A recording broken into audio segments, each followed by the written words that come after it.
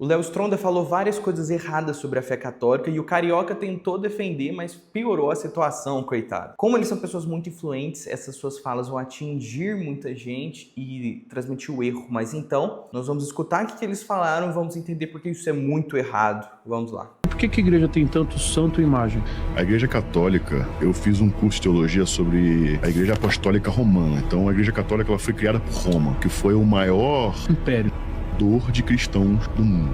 Sem generalizar de novo, não todos os católicos, mas a igreja católica, ela parece que ela foi criada para manipular o povo. Porque a igreja católica foi criada por pessoas que perseguiram Jesus. Ela te induz a você confiar e ter fé num santo, numa imagem, e acaba você não indo direto a Deus. Tá, posso agora defender assim. Não, mas o que eu acredito. É bom. Tem a sua parte boa. Eu sou devoto de São Jorge. Muitos amigos meus, queridos, tinham essa questão. Mas por que você adora uma imagem de gesso? Porque tá em Romanos, não idolatrar imagens. Tá na Bíblia. Aí, mais uma vez, é uma questão pessoal e particular. É uma adoração que você olha aquilo e respeita. Aquilo tá o tempo inteiro te olhando para você agradecer. A Igreja Católica foi criada pelos matadores de cristãos.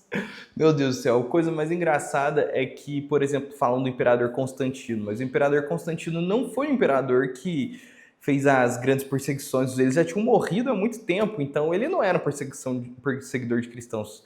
Primeira coisa aí. O segundo, que é o mais óbvio, é que óbvio que a Igreja Católica não foi criada pelo Império Romano, porque você tem a Didaquê, que é um catecismo criado pelos alunos dos apóstolos. Então veja, essa sucessão da Igreja Católica sempre perfeita, que mostra a mesma fé que nós vemos hoje em dia, a fé nos sacramentos, a defesa da vida contra o aborto e várias coisas do tipo, sabe? Segundo, é que nós temos todos os papas da Igreja, e o primeiro papa, ele simplesmente é São Pedro. São Pedro, que foi o apóstolo escolhido por Cristo para ser o chefe dos apóstolos da igreja. Isso é muito claro na Bíblia, Mateus 16, 17. E depois, no final do Evangelho de São João, Cristo fala: Pedro, apacenta as minhas ovelhas.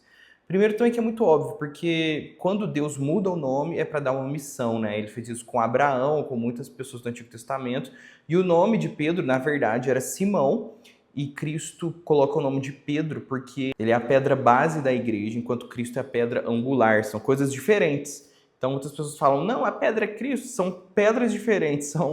É uma metáfora que Cristo usou para mostrar como que é seu edifício. Então ali nós temos esse que é o apóstolo-chefe, que Cristo escolheu, e Cristo a pedra angular, a pedra sobre a qual nos orienta para crescermos, né? Então Pedro estabeleceu a sua base em Roma. Pedro era um matador de cristãos, porque foi ele que fez a igreja em Roma. E depois a igreja ficou sendo perseguida pelo Império Romano, primeiro pelos judeus que matavam os cristãos, depois pelo Império Romano, até o século III, né? Constantino só permitiu o culto cristão, não instituiu como igreja oficial, e depois sim a igreja tem que converter os outros, a igreja tem que evangelizar, na verdade, e aí, graças a Deus, o Império Romano foi evangelizado e falou, putz, o cristianismo é verdade, nós temos que aderir a isso, e aderiu. Então, qual que é o problema disso? Isso é uma vitória, e é uma vitória conquistada pela igreja, e se você for ver, nós temos os nomes dos papas, Pedro, Lino, Cleto, etc., e todos mencionados na Bíblia.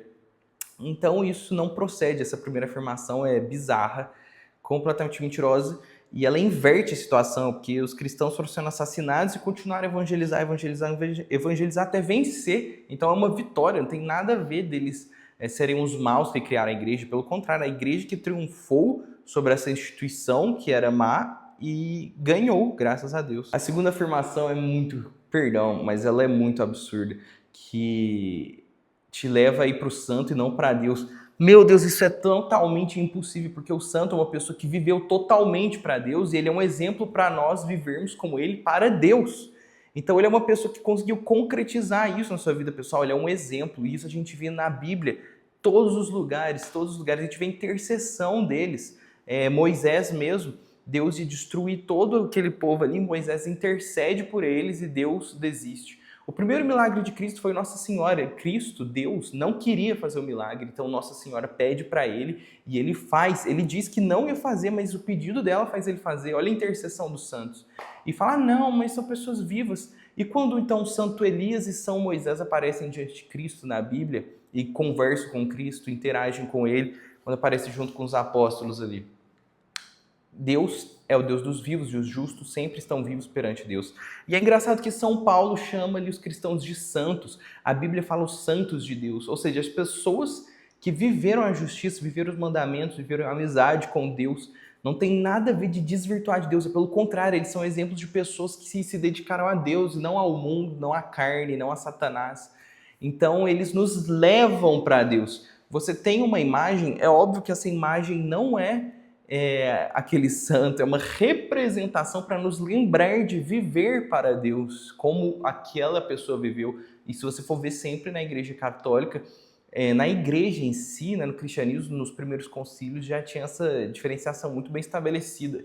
Latria, culto destinado apenas a Deus, a Cristo, é adoração, é render graça ao Criador, é superior a tudo.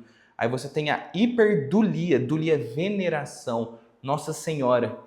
Quem que chegou perto de ser como Nossa Senhora, de ter o próprio Deus no seu ventre? Pensa na grandeza disso. Ela tinha Deus no seu ventre e a Bíblia nos mostra que ela é um exemplo. Você está vendo aí na tela, né?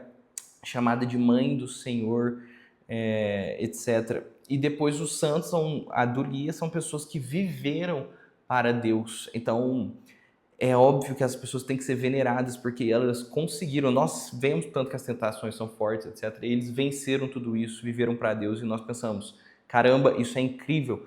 Quero ser igual a ele, eu quero vencer os erros para chegar até Deus. Então nós sempre rezamos diretamente para Deus, etc. Mas nós vimos então que a intercessão tem sim poder, a Bíblia mostra isso, incentiva isso e sempre acontece normalmente. E que são exemplos para nós relacionarmos diretamente com Deus. Então é muito simples isso e isso continua muito forte no Brasil, é muito triste. Espero que compartilhe esse vídeo para atingir mais pessoas, para acabar com essa loucura. E aí o carioca ainda por cima, coitado, ele realmente acha que ele não consegue explicar, né? Mas as imagens são representações e não caem naquelas imagens que no livro do Êxodo Deus proíbe, porque o próprio Deus no livro do Êxodo depois manda fazer imagens de anjos, manda fazer imagem da cobra e etc, né? Então Deus está se contradizendo? Não, é porque é muito claro, né? Porque todo texto tem um contexto. Ali eles fizeram um bezerro de ouro para ser um Deus. Então Deus proíbe você criar uma realidade divina. Ele proíbe você fazer idolatrias. Mas agora depois também quando ele se encarna, ele se torna visível. Deus que é puro espírito se torna visível. E então as coisas mudam também, né? Mas então Deus manda fazer imagens e proíbe imagens pagãs.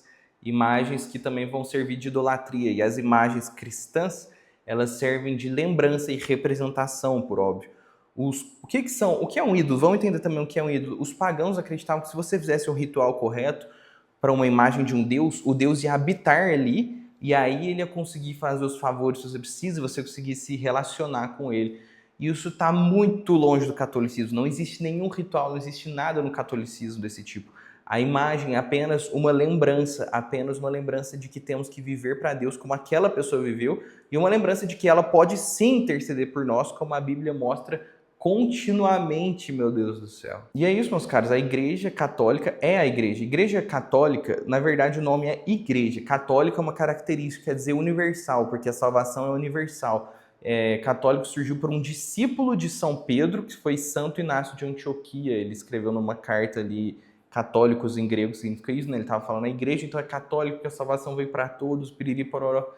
Então, essa é uma característica da igreja. A igreja se chama apenas igreja, o Papa é o sucessor de São Pedro, servo de Cristo, que apacenta as ovelhas, conforme a Bíblia, e as imagens nos lembram de viver para Deus, as orações são sempre para Deus, a Santa Missa é o que Deus mandou. Todos, Nosso Senhor Jesus Cristo na última ceia, né? Façam isso, memória de mim, pede para os apóstolos, etc. Tudo ali no catolicismo é 100% bíblico e correto, mas Satanás, óbvio, ele quer combater a igreja de Cristo. Então, vamos entender isso, vamos estudar. Eu chamo você, Léo Stronda, para você ler o livro do Daniel Hopes sobre a igreja primitiva, os primeiros cristãos, como era a vida. Ali tem documentos, você tem várias imagens dos primeiros cristãos, e é basicamente isso. A gente tem que estudar. Nós erramos, aí humildade é a maior virtude do cristão, né, depois da caridade. Então vamos ter humildade, reconhecer nossos erros, estudar mais para nós não desvirtuarmos os nossos irmãos do caminho correto. O caminho é Cristo, claro, e as imagens de santos nos levam a adorar Cristo, nos lembram de viver para Ele. Tudo no catolicismo nos leva a Cristo. Nossa Senhora, então, ela na Bíblia diz: façam tudo o que Ele disser. E quando nós temos uma imagem de Nossa Senhora para lembrarmos disso, lembrarmos que Cristo veio ao mundo, ela que é a Arca da Aliança, conforme o Apocalipse nos lembra de que Cristo veio ao mundo para nos salvar, ela é a Arca da Aliança, nos leva até Cristo, faça tudo que Ele disser. E é basicamente isso, tudo para Deus, tudo nos remete a Cristo. E é isso. Um grande abraço, fiquem com Deus e até mais.